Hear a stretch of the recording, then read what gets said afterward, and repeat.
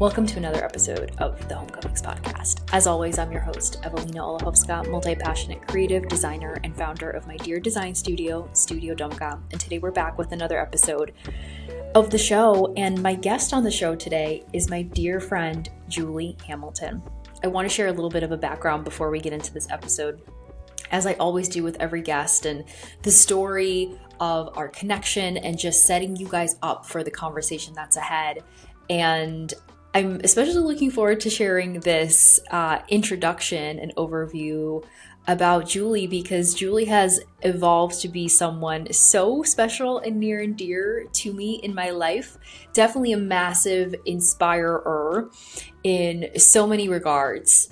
But I'll start by sharing how Julie and I met, in that we have been in my current mentor, Ashley Abramson, who I've had as a guest on the show multiple times in this season as well. Our interview together was lovely, and I highly encourage people listening to tune back and check that one out if they haven't already. But Ashley has been my mentor for the last year, and also Julie's for the last, I believe, 2-ish years. And Julie has been working with Ashley one-on-one, and then Ashley launched a mini mastermind, or mini mind, if we want to call it. There's only a few of us in there, between myself, Ashley, Julie, and another lovely woman. It's a very intimate space, but it's group coaching like I've never experienced it before, that has so expanded and supported me in this last year of life that I have been openly talking about on the show. Has been a ride full of, again, change, transition, all the things, you name it. Very fitting for the topic of this season, of course. And so it's just been a blessing to be a part of that group. And through the group is how I got connected to Julie. Even before joining, as I was very on the fence about both the investment and also the alignment of whether or not this mini mind of Ashley's would be supportive for me, Ashley had sent me Julie's contact.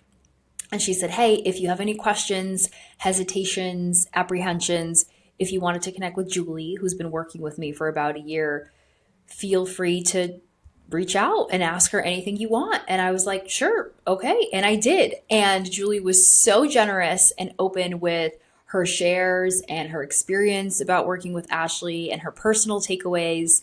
And so it was so lovely to then essentially be guided to get the reaffirming yes that I want to do this mini mind with Ashley, and then essentially transition into what has been the last year of working both with her and also having Julie in the group as a teacher in so many ways. And it's been so lovely to come to get to know Julie, to understand her life story, and to also listen from her shares and learn from them. Because if you're someone tuning in who has ever done group coaching, or maybe has never done it but is curious about it, I can personally vouch for and speak to the power of it. I've done many group mentorship programs where, anywhere and everywhere from a very intimate setting like this one, where there's only 3 to 4 people, to, bigger rooms of 20, 30,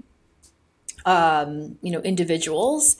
And I think the beauty of group coaching is you have multiple teachers. Yes, you have your facilitator, your core coach, your mentor, whoever that is.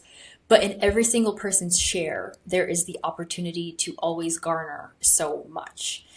Whether it's from them sharing their personal experiences or them responding to something that you are sharing, it's just been such a added perk and joy and, benefit for sure for being part of this group program, for having done all my group investments, but especially this one. As I mentioned, just super intimate and more of an opportunity to really connect with someone and understand them and all the things. And so it's been such a joy to get to know Julie.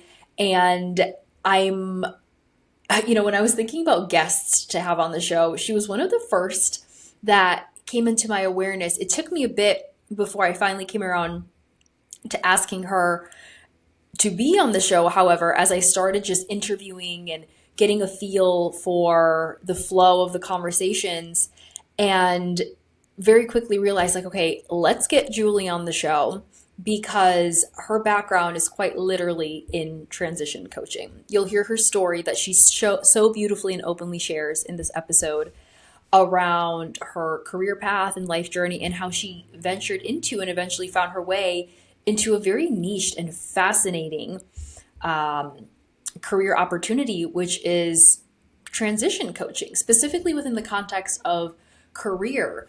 But there's so much, of course, because we all know career is just one facet of our lives. There's so much more that goes into it.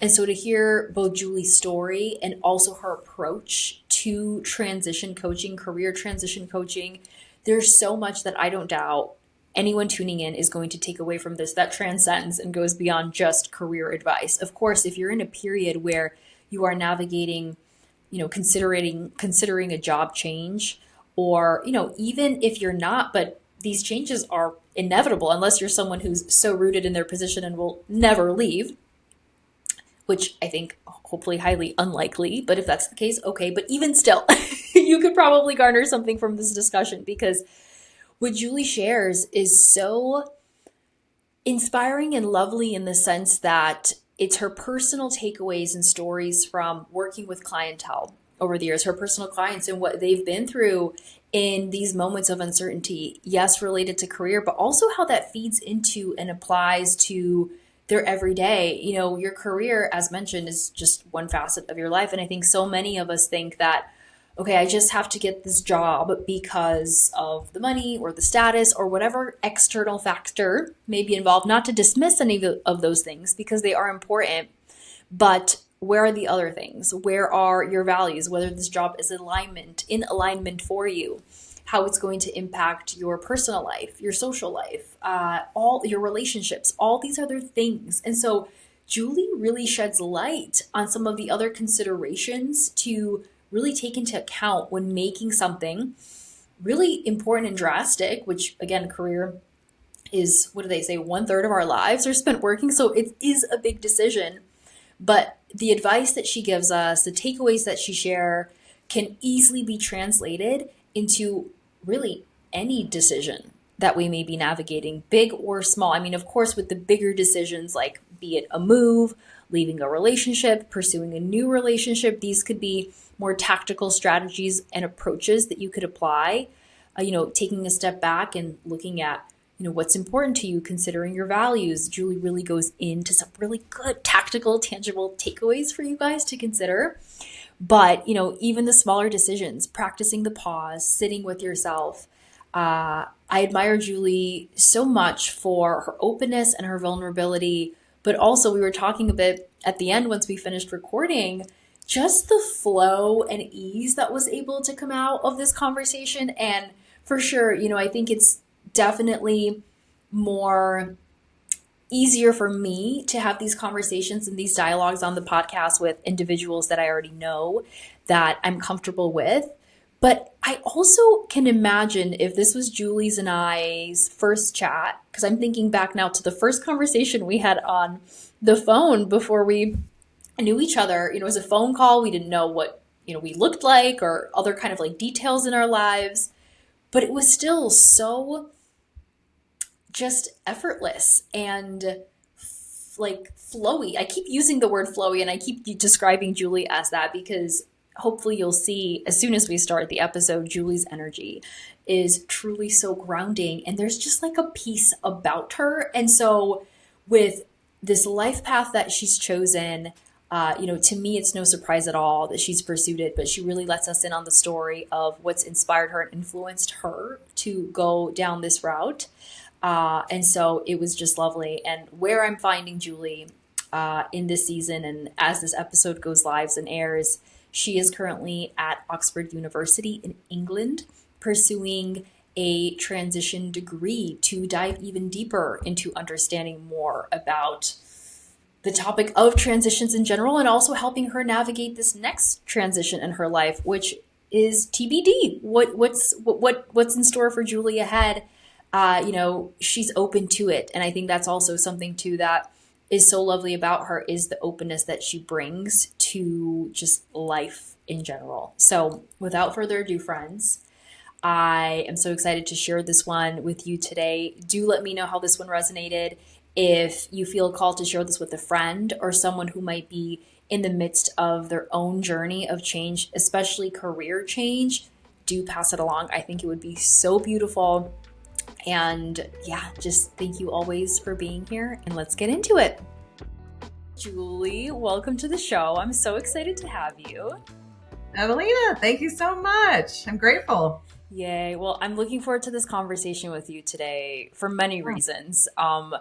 I think just mentioning before we press record, your background, I think, is so fitting and quite perfect for the topic of the season, which is all things transition. And just in coming to know you in the last year in Lighthouse, selfishly, I think I just want to ask you some more personal questions about your experience, both in business and coaching, but also just in Oxford. That, because when we meet in our Lighthouse things, it's our catch yeah. ups and all that. But I'd love Mhm. to just one on one ask you about your experiences there. So we'll go there in this conversation. But before we go there, Yes. I want to kick off by asking you a little bit, well, quite literally, it's an icebreaker question that I like to start every conversation with every guest, Okay. which is, what is something that has been bringing you joy this month? Oh my gosh, so many things. What's the first thing that comes to mind? Well, I will say it's kind of a cheesy answer, but the weather in Oxford has been so delightful. And it goes so far against what most people expect and think that I just get to be extra, like extra happy, extra with everyone. I'm like, oh my God, this is Yay! cool. I have my door open, so I feel very blessed for that. And there's so many things that are bringing me joy. The group that I'm with, and but yes, I would say I get to be out in nature so much more than I thought I was going to be. So Yeah, and I think where your location, where you're located, I mean, Oxford is beautiful, historic city, yes, but yes, yet you have the greenery and the opportunity to connect with that. So you're getting the best of both worlds. yeah, it's amazing. Yeah. Ooh, I love it. Okay. Well, to start the conversation, I think it would be lovely for you to give everyone just a bit of an overview on who is Julie. And I know Sure. that question is so simple, but you feel free to take that. I mean, simple, but could be complex and deep. So feel free to take that however you like. You could speak to the current season of life you're in. You Mm, could speak to your roots and what kind of brought you here. But yeah, we'll start here and then we'll venture off of that yeah, point.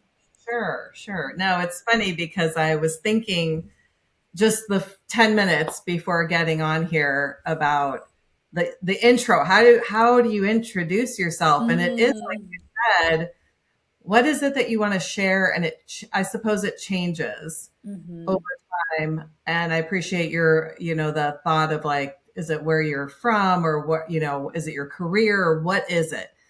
And I would say that the a running theme in my life has been being a mentor and like role model, coach, support system for people in my life, whether it be at work or in my family or in with friends.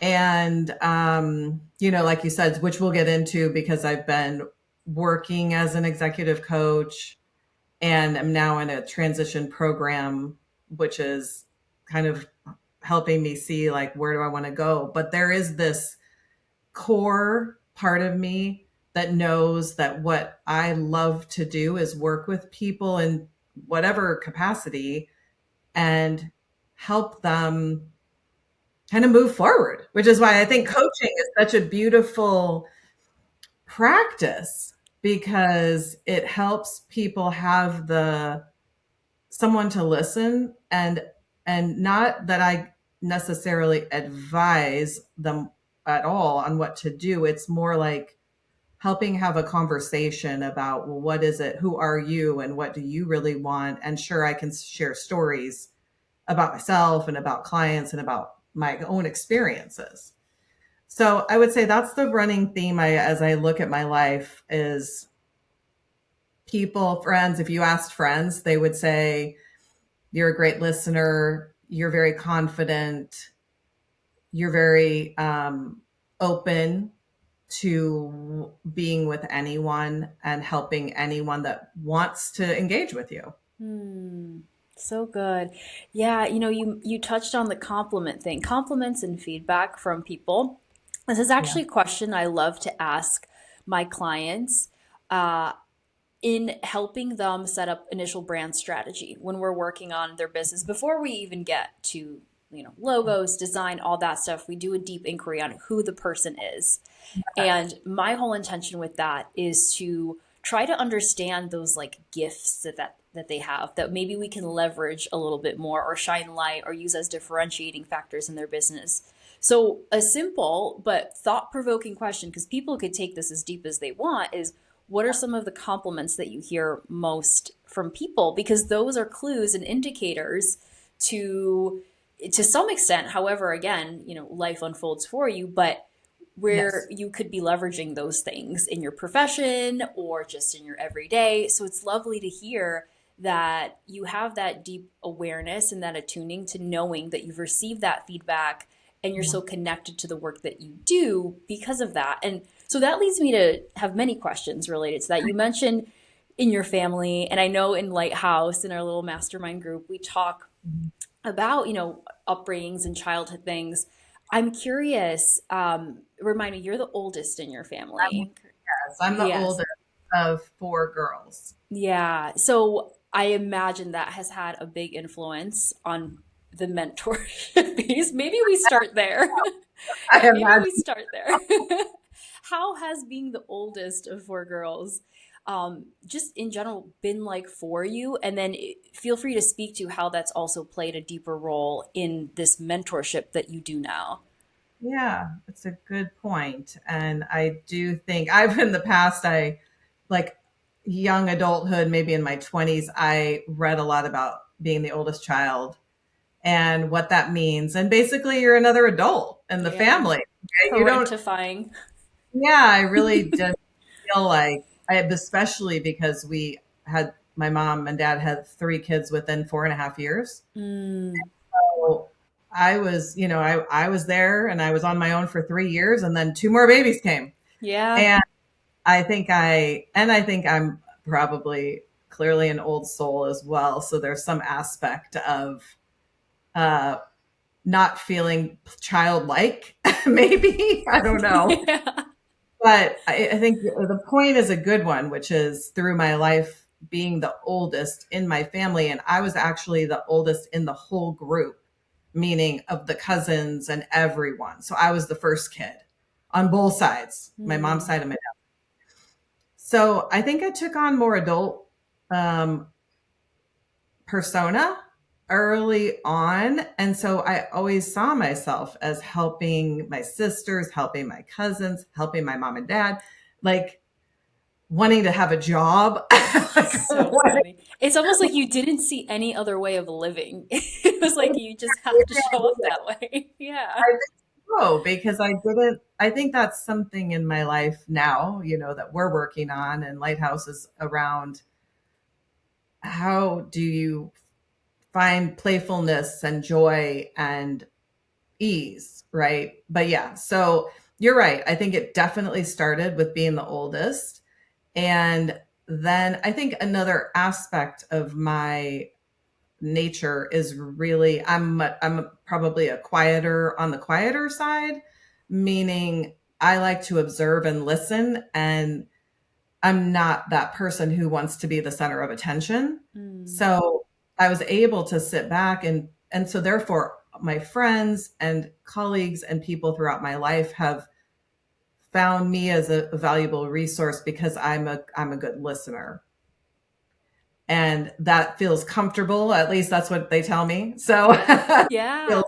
comfortable. They feel confident that they can talk to me and about whatever, and I will listen and be very, very present with them. Mm, And I'm sure I've honed that over time. I'm confident I have, yeah. but it's something that I really value. That Yeah.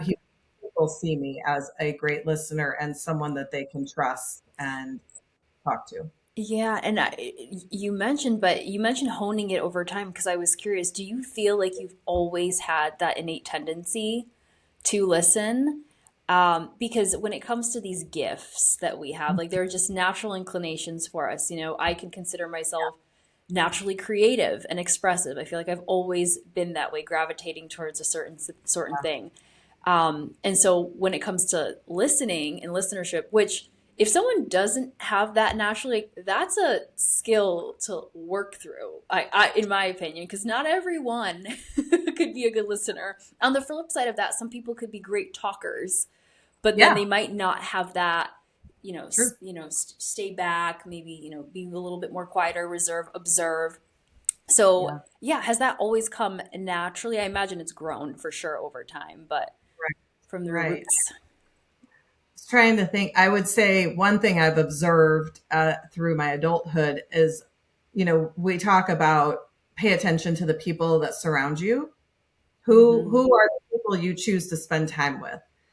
And I have noticed that I tend to pick people as friends, and I spend probably the most time with like one of my sisters. Well, all three of my sisters are probably much more extroverted, I would say, than I am. So we're a great foursome, but I definitely pick friends who are more extroverted. Hmm. I think we're complementary of each other. So I've done that. Like I've looked around and thought, that's so interesting that I have all these friends that are very outspoken and sometimes loud and, you know, just much more talkative, like you said. I can think of a couple people that they can go both ways, but they'll carry the conversation and I never have to worry about it when I'm with them. So good. Yeah. So I think to your point, I think I've practiced it through the people that I've chosen to spend time with. And then like I said, sometimes we don't know where it comes from, the gift or the desire to coach people. But what I always felt like as I was in my career and managing people and consulting and doing different things, I always felt like the part I really like is working with my team. And I Hmm. thought at one point I would go down like an HR, a human resource direction, because I thought, I think that's where I'm really the most interested. It's not necessarily about doing the work of a specific task, it's more about the people. Yeah. Yeah. Mhm. So why don't you take us on the journey prior to you going on your own and Yeah. independently coaching? Yeah. What was your background like? Did you work in a traditional, more corporate setting where I'm imagining over time too, you started to pay more attention to these things that lit you up, that you gravitated towards, that brought you joy, like the people component? Right. Yes. So I started working when I was 14. My mom's best friend had her own business, Hmm. which I thought was so cool that she had her own business in her house, and Ooh. it was a word processing business. If you, it's a Hmm. throwback, a Yes. throwback. You might have to explain that Computer. for me, Julie, and if listeners in the Gen Yeah, Z era. yeah.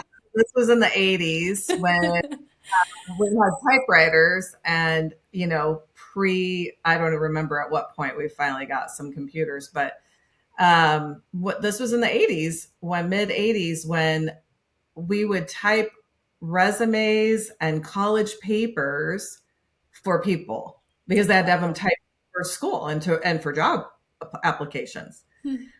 So that was my first job, and I took typing in freshman year, and I loved it. I was Ooh. like such a good typer, and I just could like go crazy. So cool. So I found that but I think not only because I like the typing and I actually find it, I've always been someone who can type really fast. Obviously, if I did then, I can still do it. But what I found most interesting about that work was I was 14 and I was like building people's resumes Hmm. and Hmm. writing. writing or typing college papers and thinking to myself, this is so interesting that like people have these different things that they're doing and the subjects that we did, and nothing in particular stands out to me. I just felt like being exposed to that kind of information when I was a freshman in high school was very pivotal for me. And so I did stay in that lane of administrative work for several years. Through high school, and I did different things. But once I went to college, I actually did take administrative assistant and like different roles. And I actually just found a job in a hospital. It just happened to be a hospital. Hmm. And I was working in surgery, and I was scheduling surgeries and typing up notes and things like that. And so again, opened up this whole new world of language and complexity, and I was so enthralled by it. Wow. Here I am, 19 years old, freshman in college, working in a hospital and like scheduling these surgeries that I had to learn how to spell, obviously, spell Yeah. and how long do they take and who's the surgeon and who's the assistant surgeon, all the things. And it just was, I got really interested and really excited by working in healthcare at that time. And so I stayed in healthcare for 25 years, actually. So that's, Oh, wow. yeah, I started at 19 in an administrative role. And then over the years, I counted 11 transitions because I've written some papers on this of course, doing some climbing of the ladder type of things and working myself up to director level, executive level positions, and had a stint somewhere in there where I started my own consulting business, went back to the healthcare environment. And when I say healthcare, I worked specifically in primarily academic medical centers. Mm-hmm.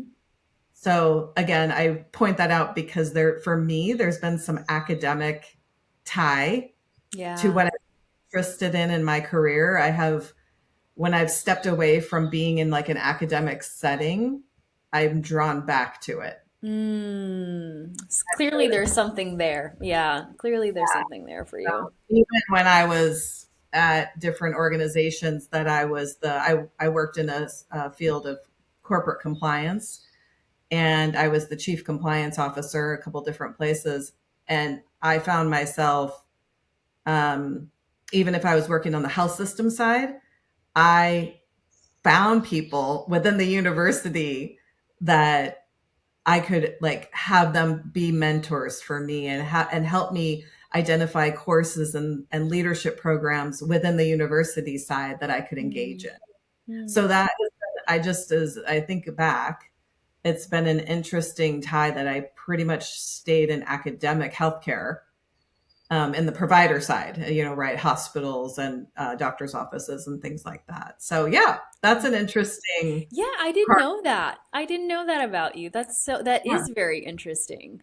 And it like lands more questions for me in Yeah. asking when and how did the transition into you pursuing transition coaching Oh, happen? Because I'm like, wow, yeah. 25 years in one field doing this work. Granted, it sounds like there was a lot of change within that period and, and evolution and learning and all that, but how did Right. transition coaching come into the picture?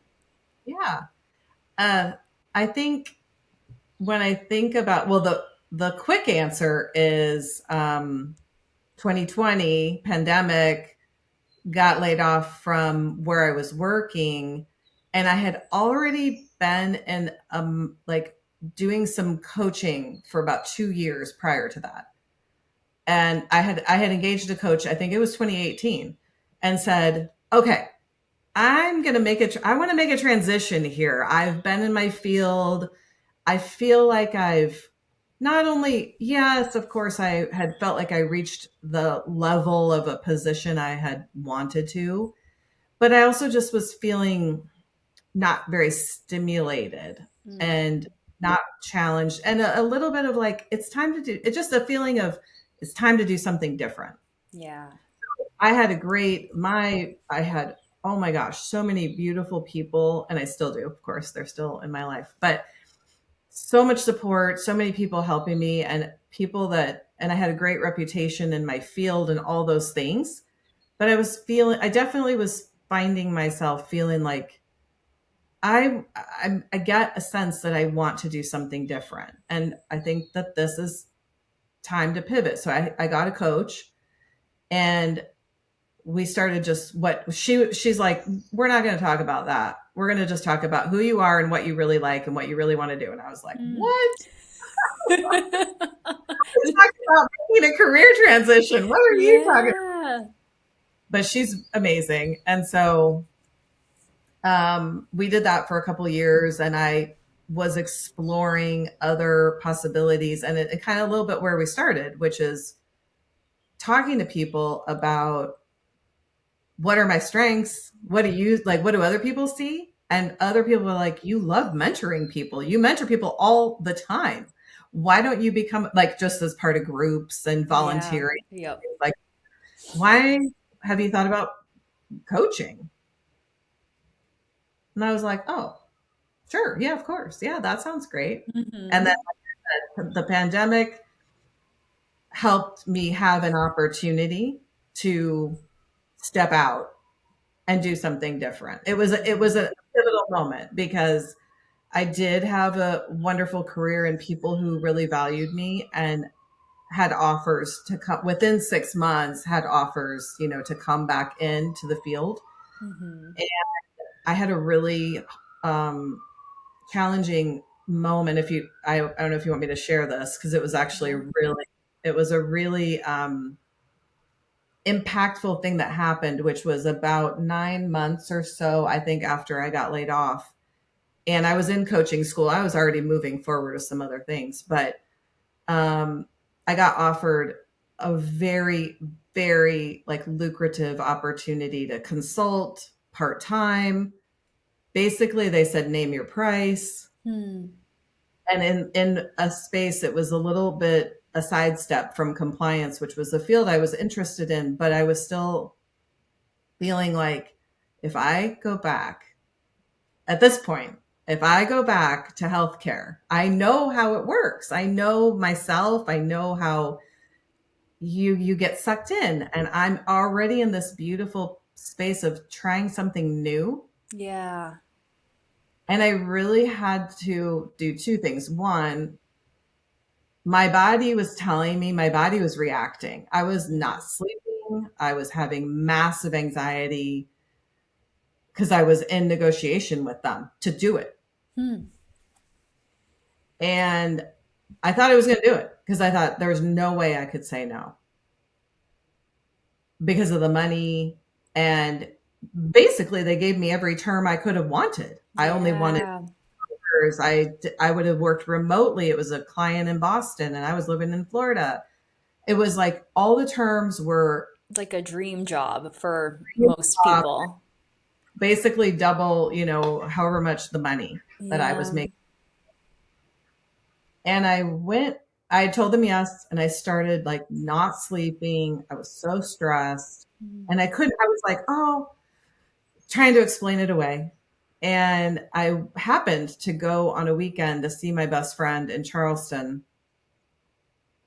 And she kind of gave me the tough love conversation, Oh, which was, we love the tough conversations, calling you yeah, right out. well, because she heard me speak. I mean, in a way, she acted as my coach, right? Yeah.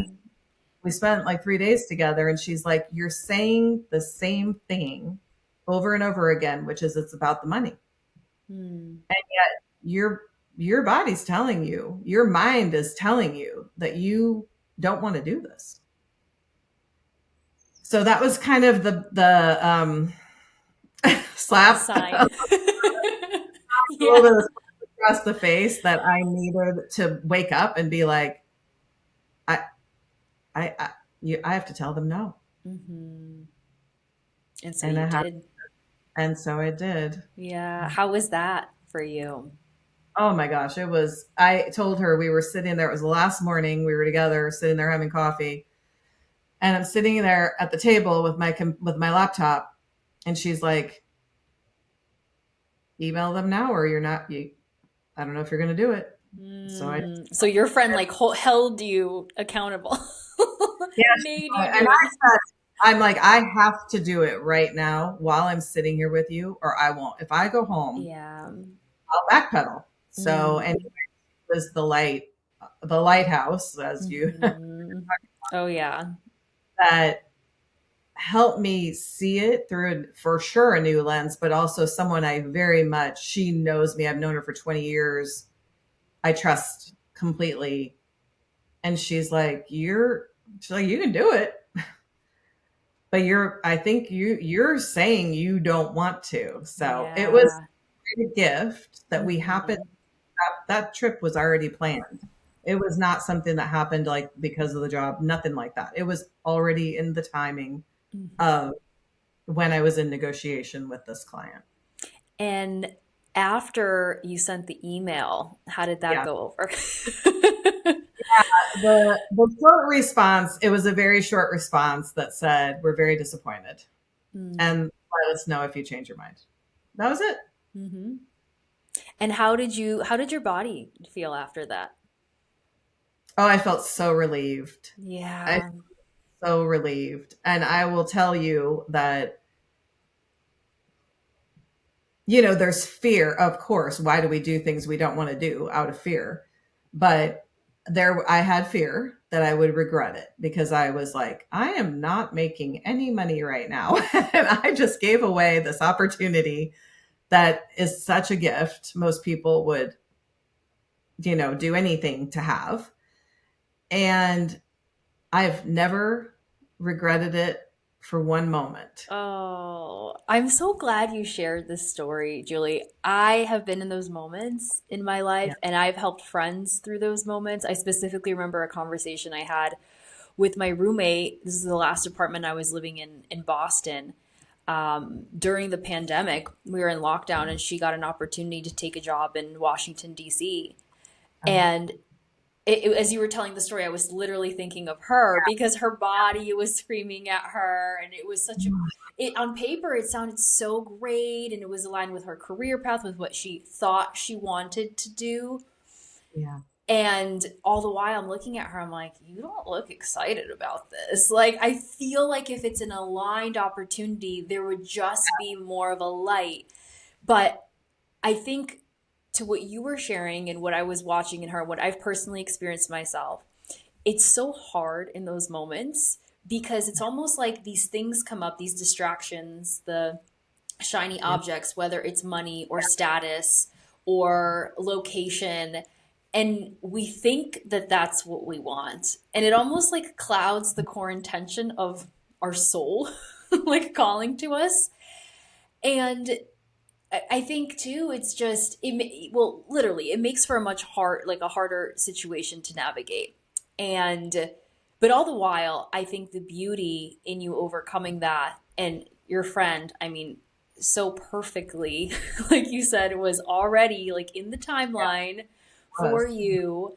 And I wonder, like, since that experience, because I feel like that was such a test for you, it sounds Mhm. how have you, or I guess, like, what has that taught you in a way? And maybe has that influenced how you make decisions moving forward? Yeah. Yeah. Yes, I would say it was a huge lesson and awareness of that I was not listening to my own intuition. And if you want to say your body, like literally, I was having nightmares and Mm. not sleeping and having so much anxiety. And it happened once I said I would proceed. Hmm. So it was like that was just a continuous thing. It was like it happened because I said I would do the work. And like you said, when you're in it, sometimes you just are excusing it. You're like, oh, it's because I'm busy and I'm writing the contract and I'm right. And it's like, no, I'm actively not listening to myself. So thus the, desire to go into have further I have had a lot of further coaching myself. And what I've also learned is that through coaching others, this was the like path lining up for me of, although I've coached people, and although I've mentoring's different, because mentoring really is guiding people younger. I primarily worked with people that were much younger than me, like students. And so they were actively asking for my guidance. Whereas coaching is about meeting the person where they are and helping them explore what works for them. And it isn't about me saying, well, this is what worked for me. I might story here and there. Yeah. So what I've learned, and now what I could reflect on since I started coaching 4 years ago, or 5 years, whatever it's been now, 4 years ago, lose track at some point. That was meant to happen. That coaching, me coaching officially coaching other people as a business and having clients, has transformed me in ways that I couldn't have anticipated. And it has helped me. What I would do is, and a little bit of what you were asking, which is like, I would ask a client something like, we were working on a career transition, or they wanted to take a job that they were like you said, they weren't excited about it. They were just like, well, it'll pay, it'll pay the bills. And we'd have to go through, but is that going to sustain you? Or are you going to be looking for another job in 3 months because you're disappointed that you are doing the same thing again? Like, what's going on here? And every time I asked them those questions, I would turn it back on myself and be like, whoa, what are you like? It just took a lot of like reiteration for me. Yeah. What is it you want to do? Is this the line of coaching I really want to do? Like, it's kind of like, it's such a reciprocal relationship, which is amazing. Oh, yeah. That's one of the most amazing things I think about coaching is I didn't really understand that by coaching others, I was coaching myself. Yeah. I mean, we talk about this in Lighthouse all the time about how every person is an opportunity. It's a mirror. They're a mirror for you, and it's an opportunity to learn and, whatever Yeah. forgiveness lessons you may have and all that. But with coaching, mentorship, it's so intimate, just like with a partner or family, because they're letting you in on the most intimate parts and sticking points of their lives. And what I've been wrapping my mind around, especially with the work we're doing in Lighthouse, is it's always something we need to hear ourselves. You actually reflected that back to me, I think, on our last call. I'm like, man, but you forget that. So it's beautiful that you were able to become more aware of that. Yes. I'm curious if we can just back up. So after you sent the email and you felt the peace in your body, did you immediately then pursue the mentorship full time, the coaching full time? I was already in it. You were already in it. Okay. Already in the coaching program. I had started it a couple months prior to getting the training. I was in the training program. Got it. Okay. And I was already in motion also to set up my own business. So I was kind of both. Yeah. But it was, so I was already on that path, but it was like start something new where although I obviously had experience, it was a different experience. I was a leader and I had teams, and certainly I coached them, but not in this way, not in this capacity. And versus here's something from my old life, from my career, from my reputation, from my expertise, from my identity. I saw myself, I think that's an important point to make, because people I know, clients and that I've worked with, have really struggled with, this is my identity. My identity was I was a chief compliance officer or a compliance consultant, whatever the, latest job was. I truly saw myself in that way. I'm an executive in healthcare. I'm a compliance officer. I'm an expert in my field. People ask me to speak on these topics.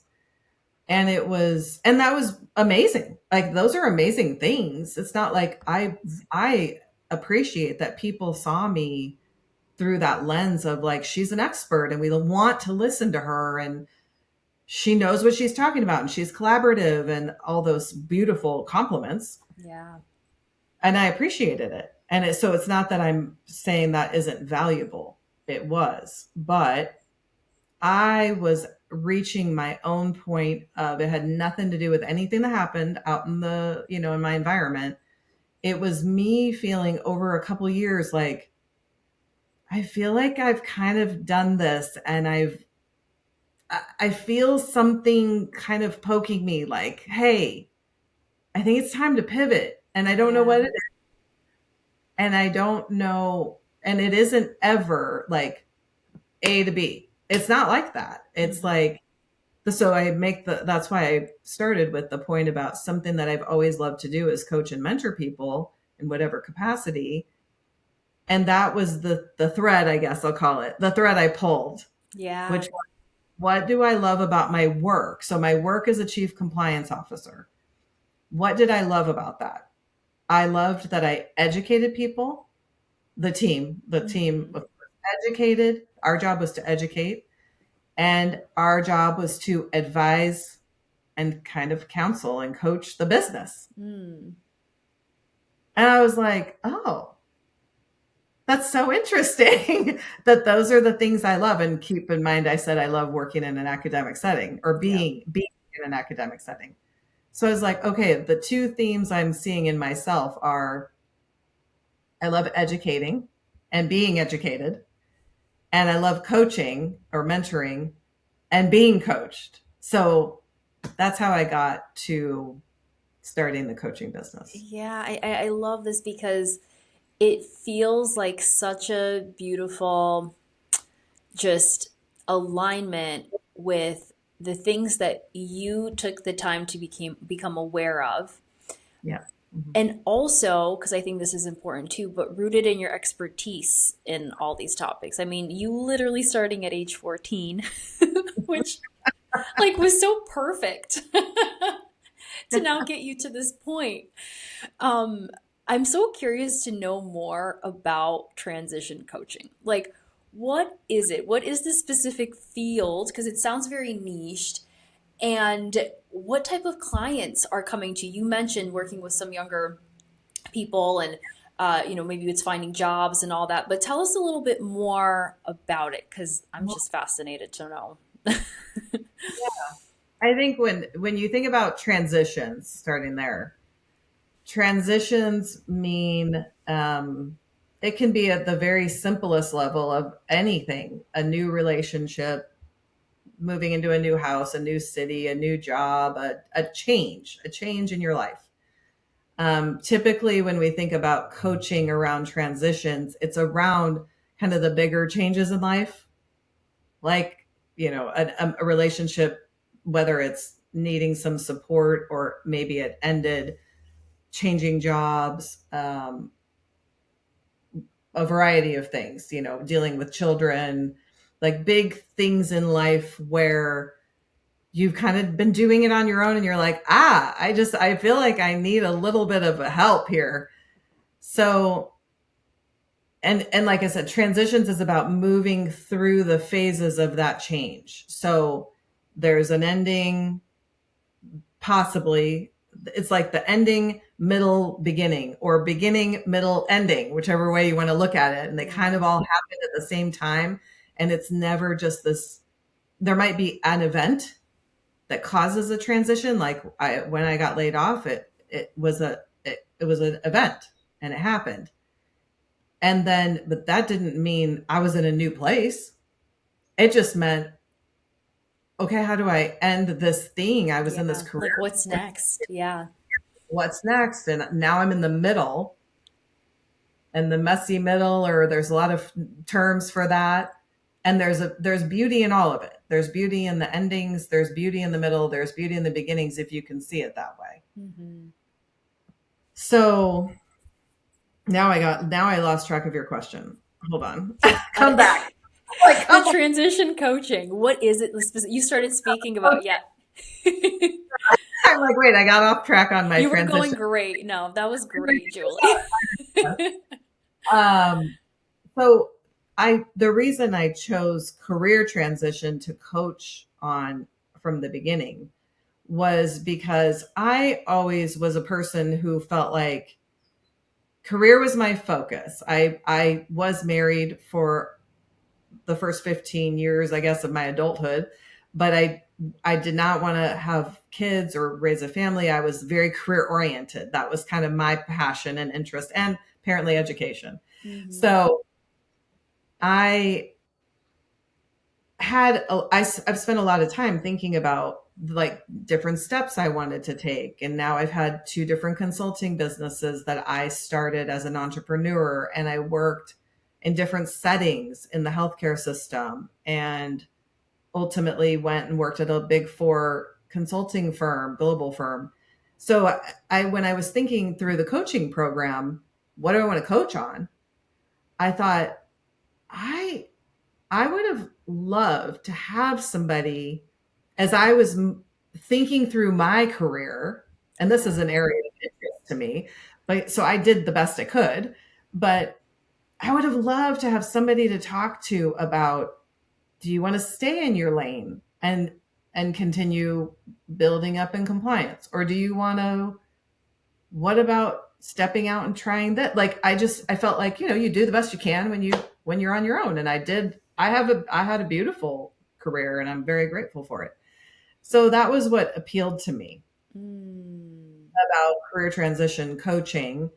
And so what it looks like is just that, being a person who can help somebody really explore who they are and help integrate their career with the rest of their life too, right? So I think Yeah.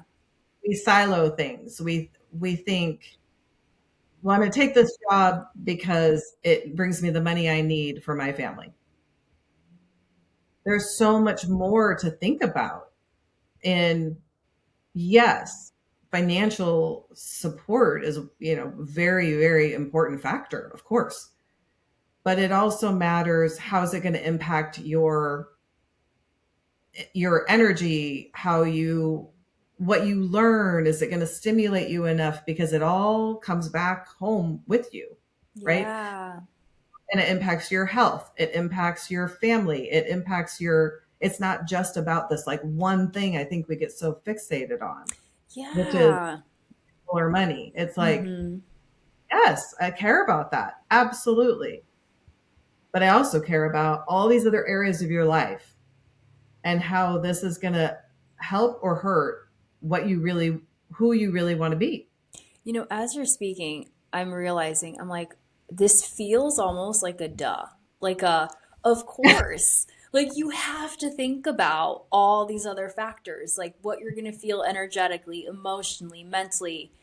Yeah. And yet, like, because I'm thinking now about my career path and taking on different jobs and all. Like, granted, you know, Yeah. I'm s- I'm in my 30s, early 30s, so working in my 20s, I've had a couple jobs, Yeah. uh, but nonetheless, still, that was never a question in my Mm-mm. brain. And it No. almost feels like, why is this not almost like before you start a job, every job has to give you like a questionnaire? Like, how are you going to feel mentally? How is this going to support? What are your values in life? Is this job going to align with your values? I think for me, having really educated myself on brand strategy, which has taught me how to ask very tangible and deep questions that go beyond just business. It's like the individual. How does this, like, it's a much more holistic, not to use like that overused term, but it's just all encompassing. Because to your point, career is just one aspect, or money is just one aspect. So I Mhm. don't know. I'm like, there's just like a question mark in my brain right now. Like, why have we not, as a society, like integrated this somehow in our system to almost make it mandatory for someone to really assess and think, wait a second, is this job actually in alignment for me based on who I am? Yeah. I mean, I think it goes back to your point of where I think people are overwhelmed with a lot of things going, complexity of life. And so we think that the money will be enough of like the thing we're focused on, and we should be focused on that because it does impact our lifestyle for sure. But so does whether you are working with people that you are in alignment with. Yeah. So does the hours you work and whether you have flexibility or not to be able to go do what you need to do with your family. So does the company really support health and wellness? So there's so many things. So And many. so I think, thank you for saying that, what you just shared, because I mean the short way of expressing like what I initially do with clients is we do a values assessment. Mm-hmm. We have them identify, we identify, or they identify their top, I usually say 10, but whatever, top 10 values. And then we talk through how are they living those values or not? Yeah.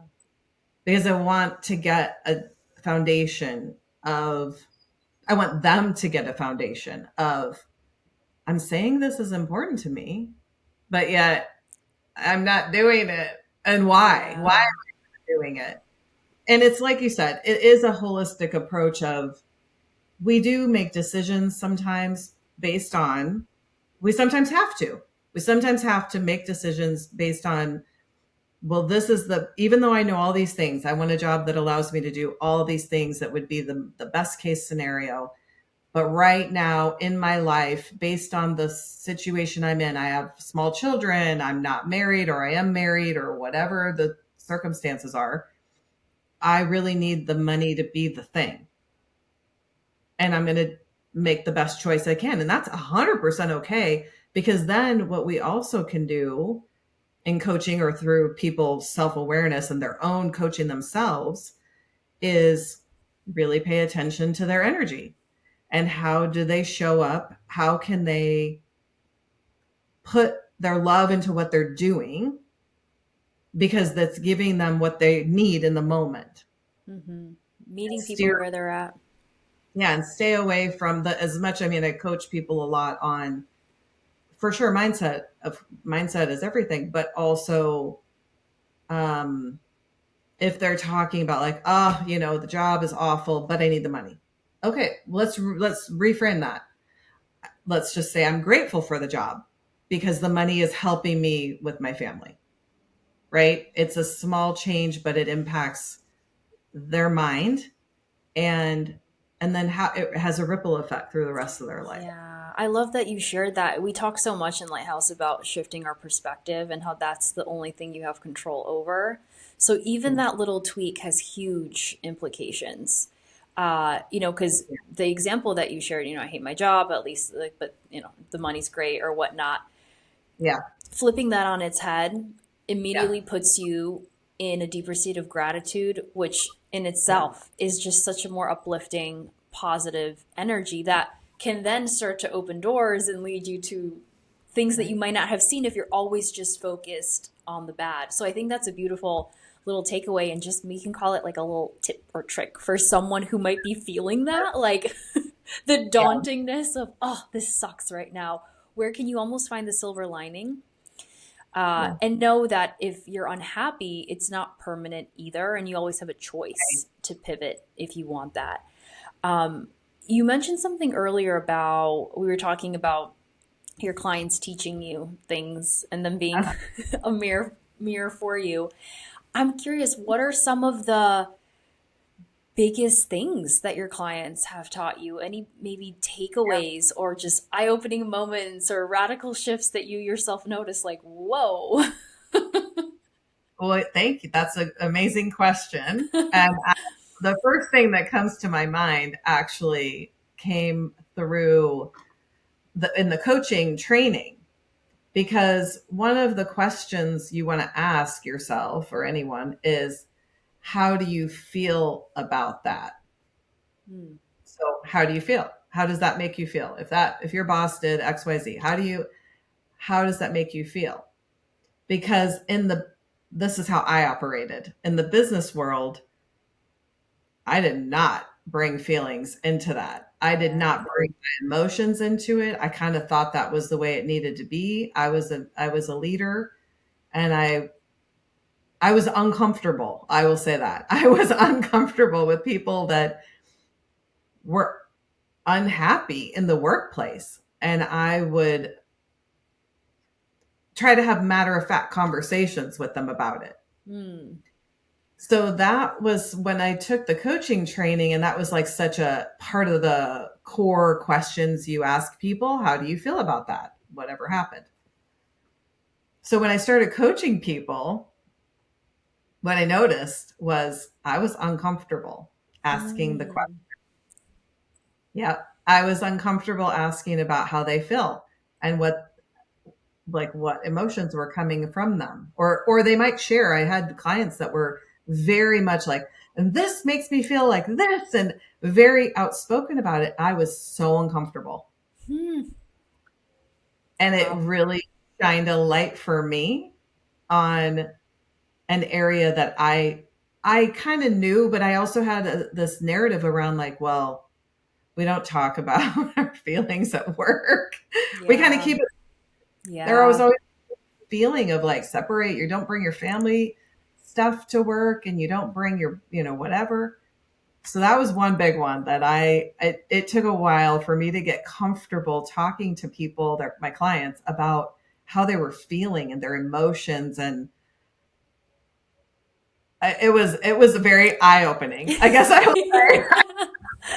Yeah, I mean, I can see that being a big one, especially if you've held on to the story, like we talk about in Lighthouse all the time, of like, this doesn't have a place. Yeah. So I'm curious how you ended up working through that and maybe where you're at today. Do Mhm. you now find yourself on the complete opposite end of the pendulum where you're leading with feelings first? Like, how has that evolved for you? It has gotten more comfortable. It's Okay. become more comfortable, I should say, just through practice. Just Yeah. through practice and having clients for the past 4 years who, what I, especially in a coaching relationship, I work with people for a minimum of 6 months. And so you get to know each other. And like you said, there's a lot of trust and vulnerability there, or they wouldn't work with you, and I wouldn't work with them, right? That it has to kind of be the right fit. So over time, I have practiced asking the question. And once what it showed me was I'm okay asking the question once I feel like I know this person. So I think it has helped me start asking it sooner, Mm-hmm. even though I might ask somebody sooner, even if I don't totally know them and I'm not in a intimate relationship with them. Yeah. I don't know if I lead with it, but I Mm-hmm. feel more comfortable going there sooner and feeling there's a place for that. Yeah. I I'm glad you shared this as an example. I think particularly because you noticed it being so uncomfortable. And I think Mhm. our natural inclination as humans is to avoid the discomfort. I actually had a beautiful podcast episode recording yesterday with one of my guests. We talked about discomfort and Okay. how our natural human inclination is to like push it away. Mhm. Whereas what the discomfort is actually there for is it, if you reframe your thinking on it, it's an invitation and you Yeah. heeded the call. You welcomed the invitation. Maybe not with open arms at first, but eventually Julie came to embrace it. Yeah. But I always like, and you could call it whatever, whether it's a trigger or an activation, or there's so much terminology for it now. But I think those are the moments that are those invitations to look at something that you might be, I don't know, whether it's neglecting or suppressing, or you have some sort of a story around it, like an I can't narrative. Right. So I think it's beautiful that you share that example and that you also had the awareness to welcome it in and shift it. And I could see it too being such a powerful shift in influencing your coaching because feelings are so important. And it comes down to, I mean, and it's interesting in the work setting, and I'm so familiar with this narrative too, but work is such a big part of our lives, considering that it's, what is it, like one third of our lives we spent working. So to not consider how we feel in those settings, it's like, so you're telling me for one third of my life I have to suppress my emotions around this Right, thing? It's kind right. of radical. It is. It is. Yeah. Yeah. And it really, I think it's just a great point of that's what it did for me. That's what Yeah. coaching did for me is I could talk to people all day long about the technicalities and the logistics and all these things. And, but the moment it came to, they were feeling upset or, you know, in an environment that was not supportive and it made them feel so many things. In the beginning, I felt just uncomfortable. And I'm like, oh my God, I'm going to have to ask them how Oh are no. we doing and how are we, what are the things that they can do that are supportive for themselves to navigate these feelings because it's not suppress them. But it was an interesting spotlight for me. Yeah, yeah. Well, beautiful. And thank you for sharing that because I think there could be a lot of takeaways for people too listening. Maybe paying a little closer attention to those uncomfortable points in their lives. Yeah. I wanted to ask you about Oxford. You are in Oxford right now pursuing Yeah. a transition program, if Mhm. that's the Yeah. extent of what I understand. But Yeah. I don't know how you got here, Julie. Like, I'm so Okay. curious, what led you to Oxford? When did this come into your awareness? Why now? Why this season now to pursue it? I know I just threw a lot of questions in there, but however you want to tackle those, tell us the Yeah. inspiration behind Oxford. Well, and I know there's an Oxford in Mississippi or somewhere, so that's not where I'm at. Yes, Oxford, England, to clarify for listeners. In the United, uh, yeah, and yeah, in the United Kingdom at Oxford University. So Yes. how did I get here? That's a good get here. That's a good question. So how it came into my awareness was, well, let me take a step back. As I mentioned, as I was reflecting on my career back in 2018, 2019, 2020, I did that look at there's a consistent desire to be educating myself, taking on new you know, growing in new ways. And I did notice that my career tended to lean towards places where I could be connected to a university. And I even thought about trips. I've traveled a lot, and I do gravitate towards, even when I was in Paris, for example, going to the Sorbonne and just like walking through around there and just being in awe of like the university and what there. Ooh. So for me, I kept feeling this connection to the academic setting. Now, I haven't worked I've worked in the healthcare space, but in academics, so meaning like medical schools and things like that, but on the hospital side. So I've never worked in a university per se, but that was one thing I noticed. So the Oxford thing and the transition programs that are out there came into my awareness while I was in my coaching program. And I happened to stumble, I don't even know. I must have been doing research because I was doing career transition coaching with my clients. And I found there's some programs out there that have been around for about 20 years at Harvard and Stanford.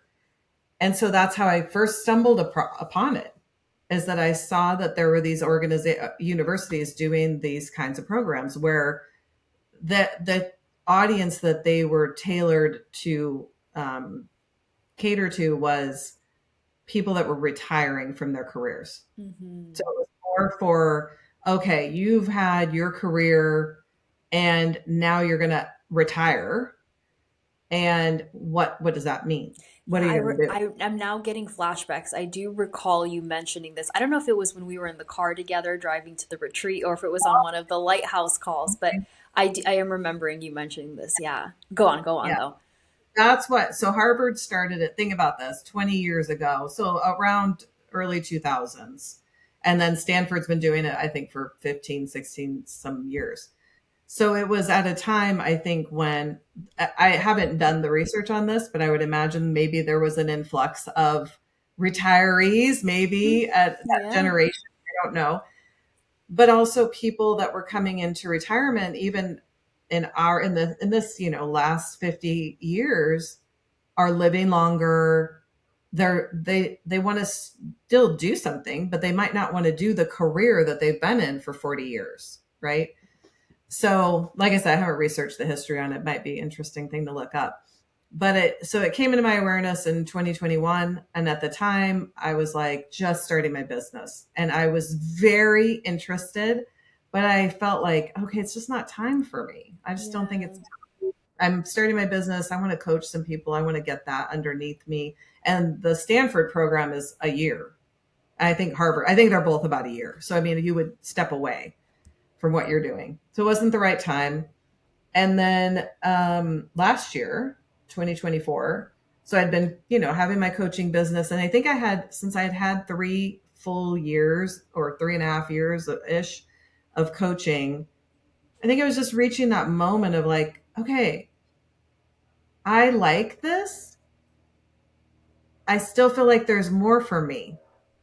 And Yeah. that program came back around into my awareness. And I don't, it was a potential client. It was an executive that I was working with. And he mentioned something to me, and I was like, oh my gosh, you just reminded me of this program that I was interested in. So again, it was like an awareness thing. Someone mentioned it to me at the right time. And I was like, oh my gosh, I'm going to go look into that. And that's kind of how it happened. So then I Yeah. applied. I felt very aligned with the Oxford program. And I had applied for Stanford as well, but I applied for Oxford. I felt more aligned with Oxford and wanting to be in the UK and be in a totally different environment. And I'm so grateful that I've landed here. So that's Yeah. and it was just kind of a, a right time to be wanting to step away and take a break, almost like a bit of a sabbatical, I guess I'll call it, Mm-hmm.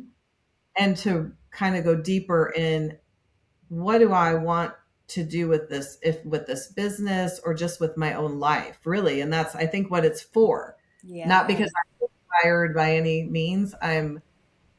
But I think most people in the program are, they might be, they're pivoting. I would almost call it they're pivoting. They're not retired. Like they're all incredibly intelligent and excited about doing new things and working in their passion fields, and they're just not like, I think we all kind of have this, there's so many things Yeah. The potential is like endless. there's so many things, and so we're here exploring what a, a beautiful place like Oxford has so many things to offer, meaning yes, we're in our or we're in our program where we have classes and we're studying transitions and how to make transitions, but also all the things that are available for students and visitors, and just like music and art and things you just, and all in one like small environment where we can go to all these things,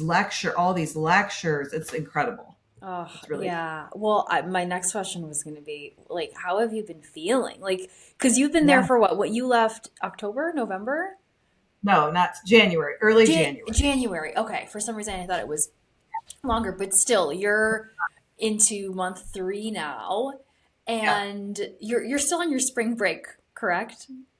I'm just on spring break. So we Yeah. just spring break. We get 5 weeks. That's how Oxford does it. That's They great. do they do terms. So we had a 9 or 8 week term, and then we're on break for 5 weeks, and we come back for an 8 week term. So I'm So on spring Julie's on break. spring break. Yep, yep. So now with this pause, I'm sure you've probably had time to maybe just let the last eight Yeah. weeks of your experience sink in. So what are your overall takeaways, and how has this very stark season of change in your life, what has it brought you? Because not only did you change your context, moving to a different country with a different culture, but you're changing your area of focus. We're not mentoring. You're Right. being maybe guided, by learning. You're back to being like maybe full student. So how has that been for you? Yes, it's I just started reflecting on it. It was interesting because one of our facilitators said when we were departing for our spring break that Woo! I think in the 90s when MTV used to have like I spring break, know. That's just where like my brain goes. I'm like picturing young Julie in college, like in Cancun somewhere with a margarita in her hand. it's so funny. So just on that note, real quick, what am I doing tonight? I'm going to a poetry circle. So, Really? that's how I've changed. That's how I've changed. This is great. Poetry Snaps. and music. But so I think it's an important question about the integration time that so I've been studying and being exposed to new people, new content, readings. We've been reading philosophy. We've been reading some memoirs about people, how they've pivoted in their life from one career to another.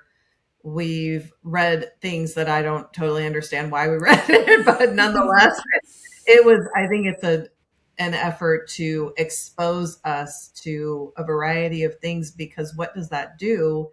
It helps you see what am I interested in? What am I attracted to? What am I absolutely not attracted to? And there are learnings in all of those things. And it does take, and then we have had guest lectures on every topic you can think of: AI, climate change, politics, I mean, everything, which has been a lot. So for 9 weeks, we've been getting that kind of incoming information. And now the purpose of this 5 weeks, which I think is just a beautiful setup, the way that they run the university, is your time to integrate what you've read, what you've learned, what you've been exposed to, where you've gone.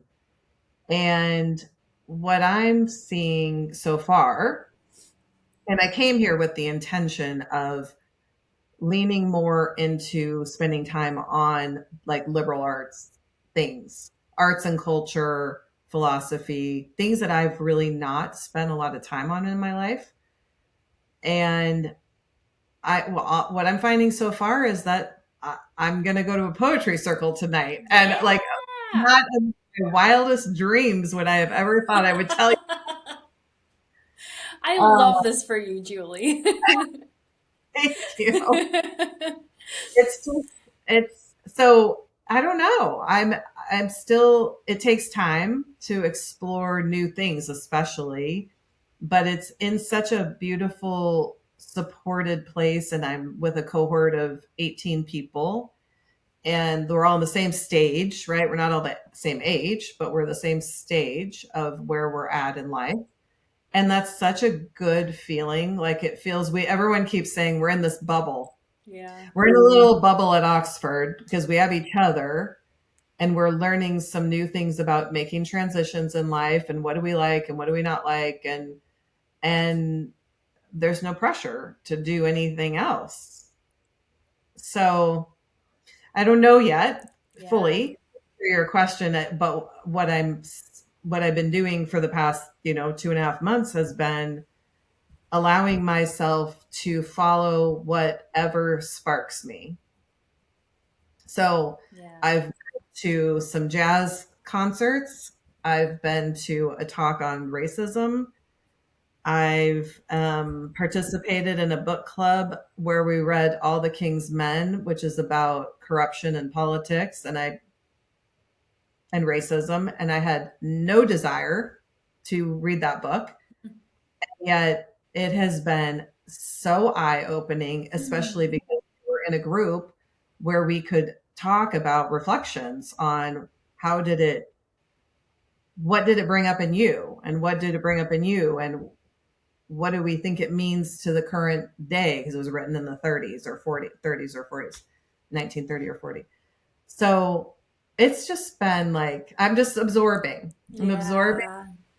grateful and knowing that it's what I have a tutor, just to kind of sum it up. I have a tutor who I'm meeting tomorrow for lunch. And so that's part of our program is we each get assigned a tutor who is either a professor or someone within the university. And my tutor is the chaplain of the college I'm at, which is Harris Manchester.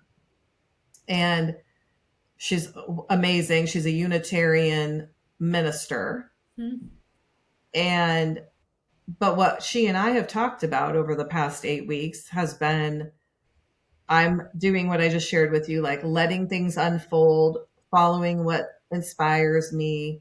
I'm not drowning myself in content other than what the class requires. And she said to me, she's like, what you're learning from this will show itself. The story, it will show itself. Just be patient. That's so good. So good. And I will share with you, Julie. I don't know if I've shared this with you before. I've always admired how go with the flow you are. I don't know how else to kind of just say it, but even when we talk about, prior to you going to Oxford, there was a period where, well, I think for a while, you've kind of stepped away from the transition coaching a little Yeah. bit. Yeah. Um, and so in our sinks and lighthouse, and when we're talking about, what, our check-ins, what we're doing, I'm always just so, yeah, just inspired and in admiration of you expressing your, it's like connection to yourself. It's like, I felt like doing this today. And it's Yeah. like, no hesitation in like, giving yourself permission to pursue what lights you up, which I so appreciate and I think is so refreshing, and a big expansion for me as I get that impulse a lot and I follow that impulse. But then there are those times where immediately I'm thinking of how, what's someone going to think of this, or like someone, how it's going to impact someone else, how I might disappoint someone. So I see myself getting in my own way a lot.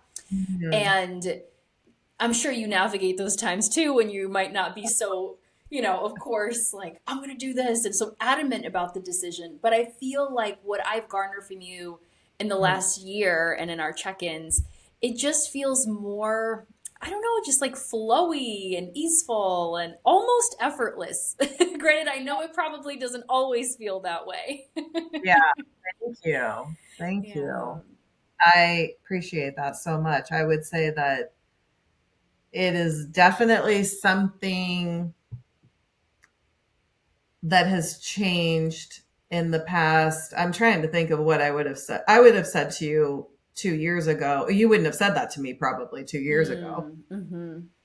So it's been, of course, as you know, I have a coach that I meet with on a weekly basis and have been for 2 years. And I would say it's an active practice Yeah.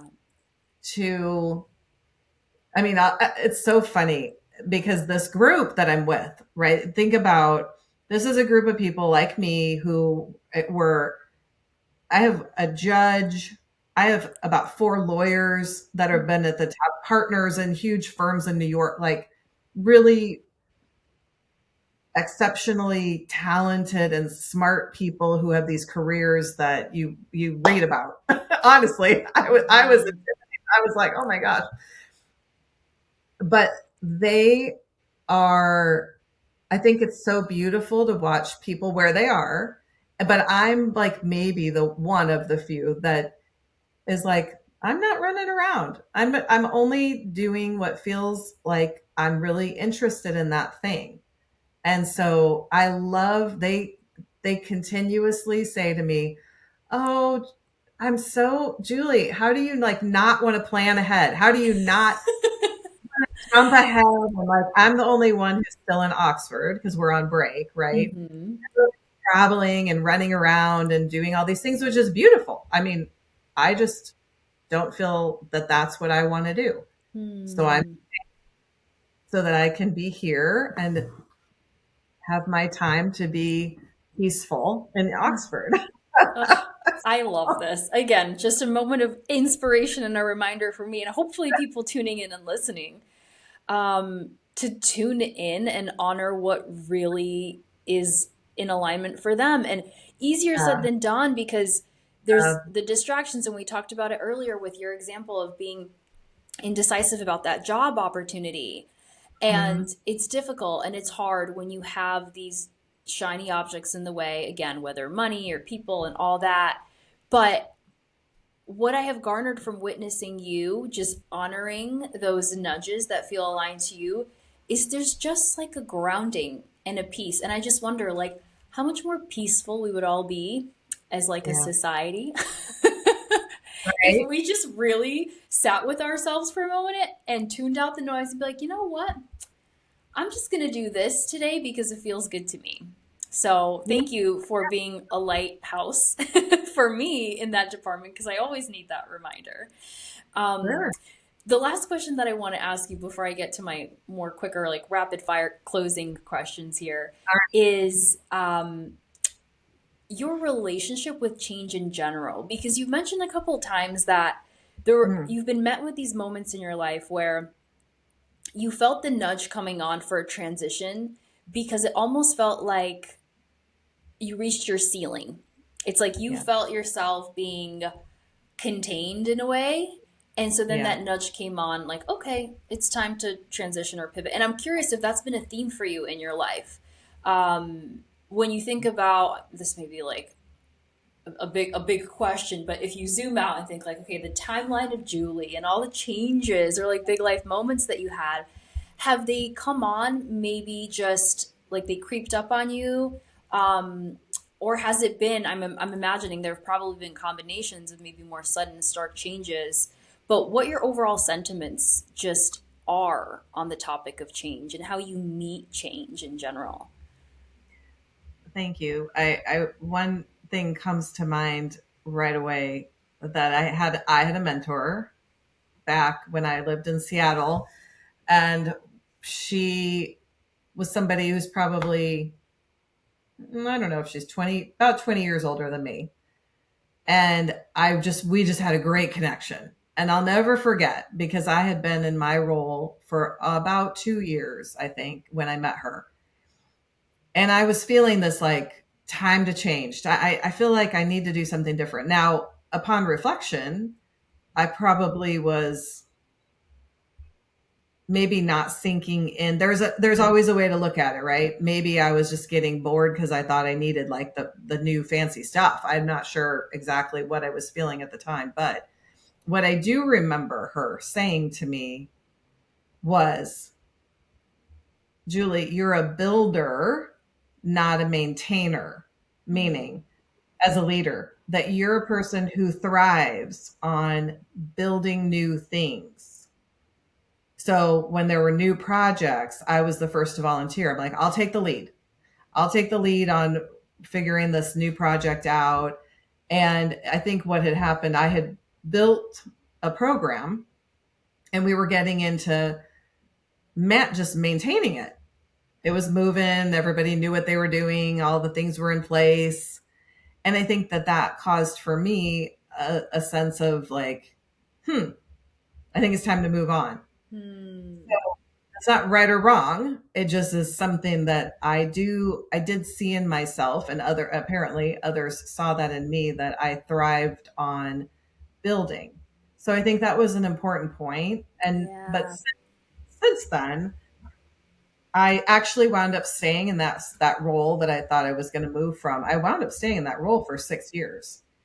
And I definitely, because my inner feeling was, I want some, I want to help in new ways. I want to lead new things.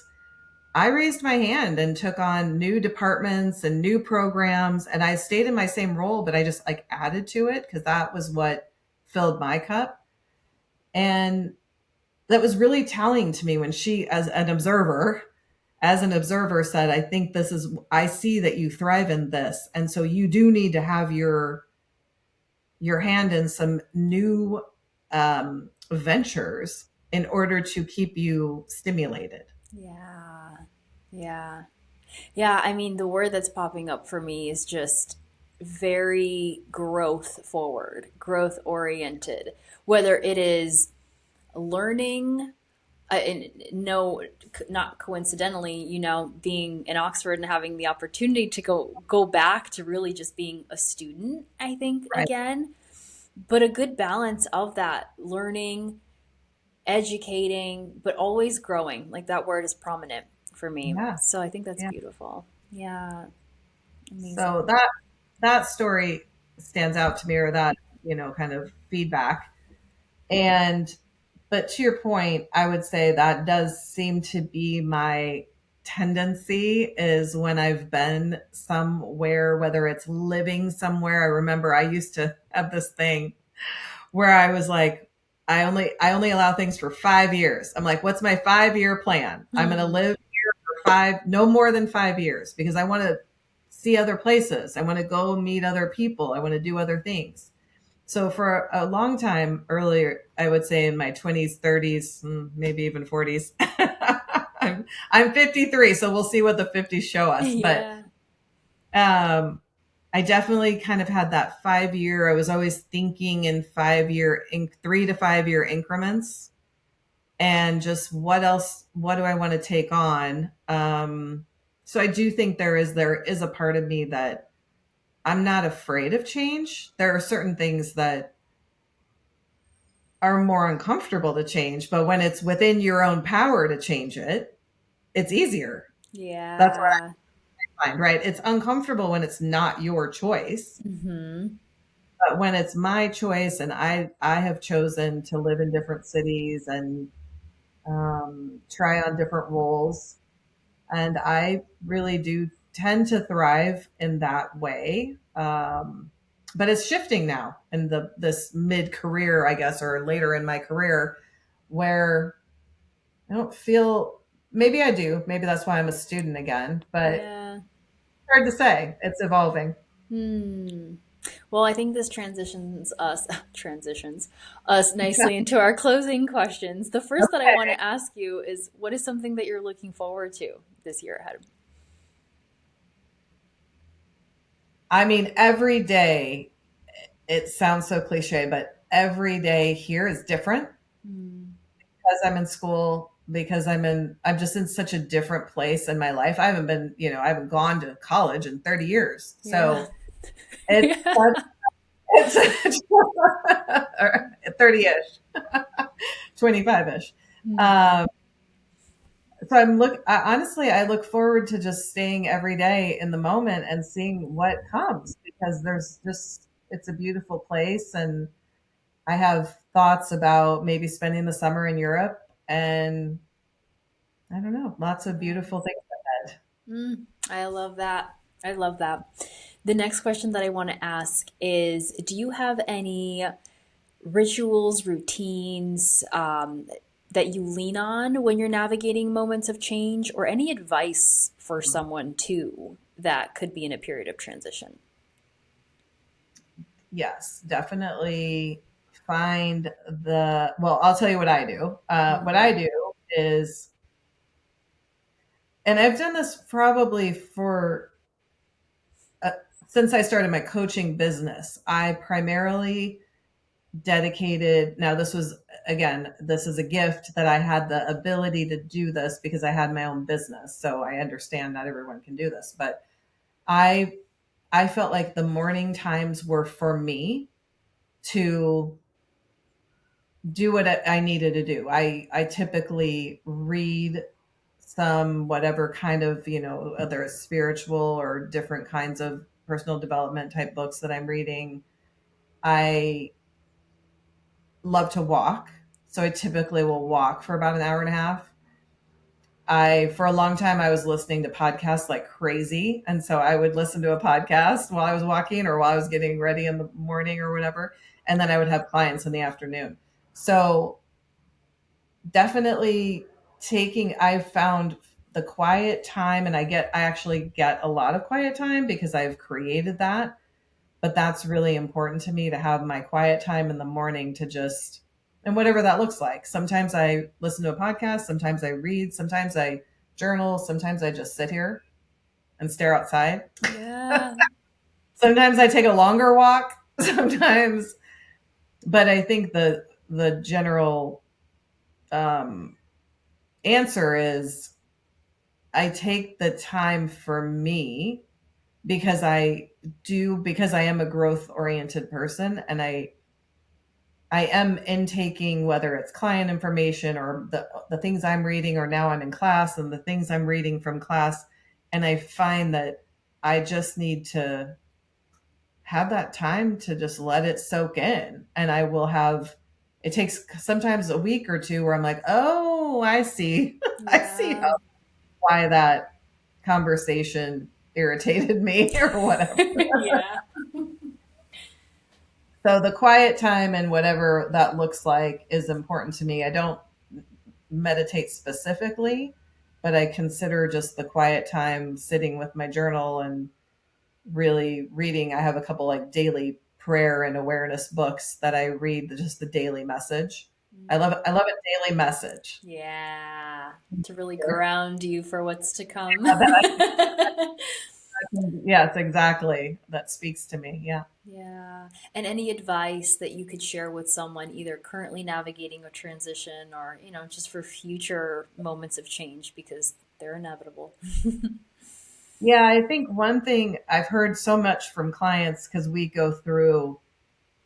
are so hard on ourselves. One of the things that comes up is people are really aware of what they don't like, and they're not so much aware of what they do like. And so I always remind people, what you don't like, uh, just write it down. I don't want you to spin on it. I don't want you to keep that spinning in your head, but it's actually a very important piece of information. Hmm. So I always tell people, write it down, like make your column, make your two columns. What do I love about my job? What do I not like about my job?